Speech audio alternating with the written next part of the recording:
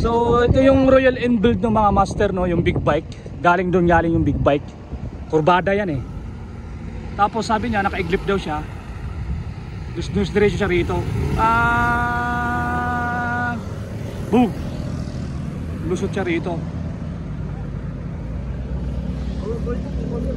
Dumaan siya rito. Dito siya.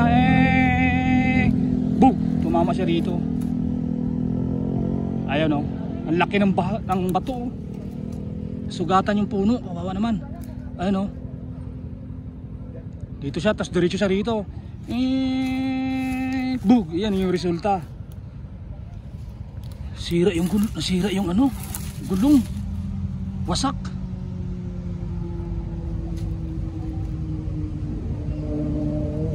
So ni-rescue naman siya, okay naman, sugat lang talaga sa ano. Buti na bangga pala dito sa puno. Oo. Hindi na mapansin yan.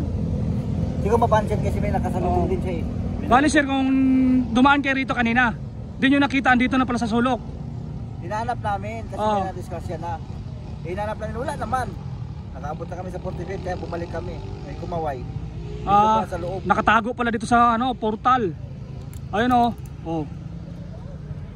Sabi ni sir, kung hindi raw siya sumabit sa mga bato or kahoy, andun sa unahan, malalim yun. Pwede siya mahulog ng ilang feet yan sir?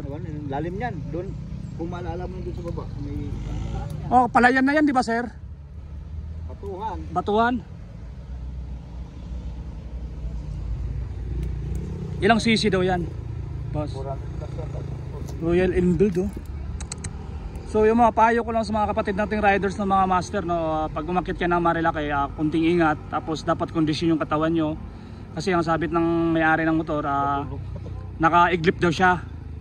Pasalamat lang natin, hindi siya tumama dun sa mga barrier na ayun maharang.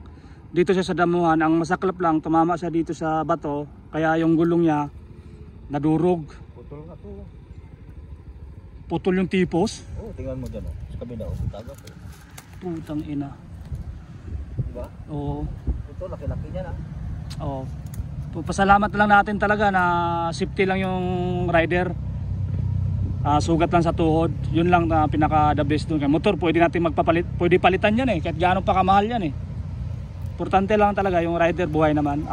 Sugat sa tuhod lang naman. Hiniram niya lang daw yan. Yung sabi nga lang, hiniram lang, yun lang masakit lang.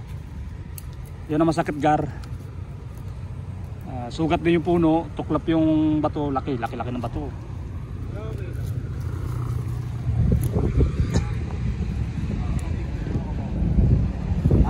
Kapit ko na sa Facebook.